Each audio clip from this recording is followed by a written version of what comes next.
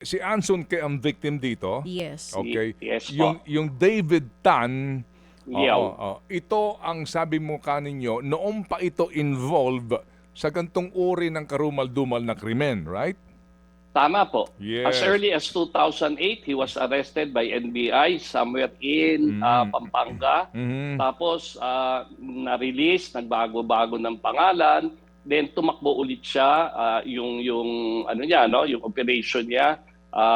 Umabot hanggang ngayon, as we speak today, si David Tan Liao, malalim, ibang klase.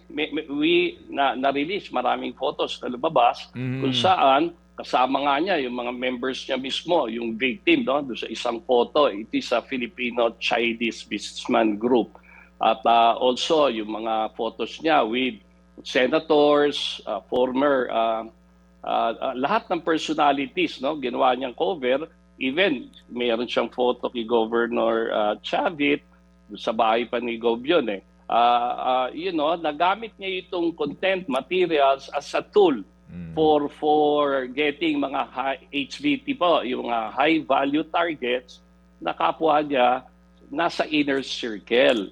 So kaya mabigat po ito. Kaya at least, what about yung mga previous, no? Bakit tumagal to in the span of 2008? So, 4 na presidente, panlima na si BBM, no?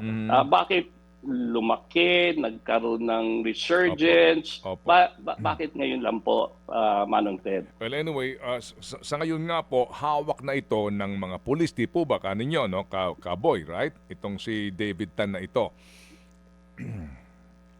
Tama po. Opo, At ang opo, ina-expect opo. po namin, yung mastermind po dito, which sinasabi naman nila, coming soon, ma-account nila.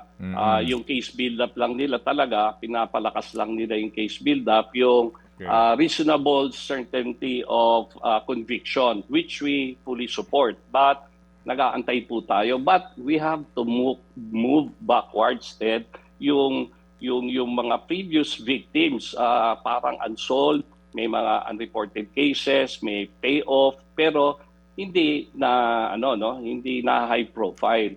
Kaya nga yung pag nagkaroon ng acceleration, pagtaas, resurgence ang KFR, no, kidnap for ransom, it is a direct blow po sa ating economy, future economy, and even our security. Tourism will fall. Isa po ang di ba, ang bansa po natin is a tourist oriented driven tourist driven country, no.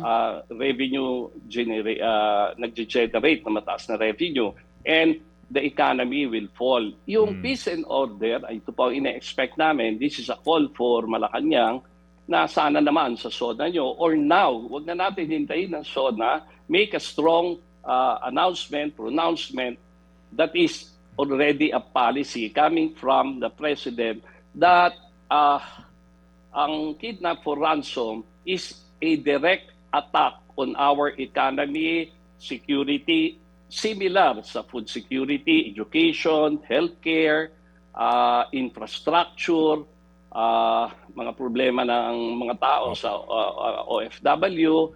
It is a major issue, ang public order and safety. Once bumabaksak po yan, magkakaroon ng capital flight, lahat po tayo, may tama, magsasuffer.